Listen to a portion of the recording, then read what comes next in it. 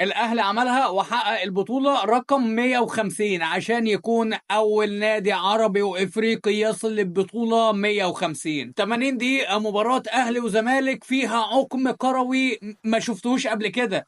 كنت دايما متعود ان ماتشات الاهلي والزمالك بتبقى ماتشات جامده، بتبقى ماتشات سخنه، بتبقى ماتشات فيها كوره، فيها هجمات، فيها اهداف. لكن النهارده الوضع مختلف تماما.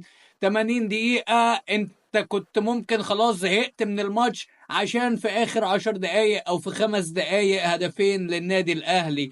قفشه هدف واسيست، امام عاشور هو كمان هدف واسيست، وامام عاشور هو رجل المباراه. تقريبا مفيش حاجه مهمه في الماتش انت تقدر تتكلم عليها غير ان الماتش كان ماتش عادي جدا، ما كانش ماتش نهائي، كان اشبه بماتش دوري، ماتش تحصيل حاصل، مش ماتش على بطولة. لكن أجمل مكان في المباراة هو الجمهور والتصوير والإخراج والملعب، وبجد الواحد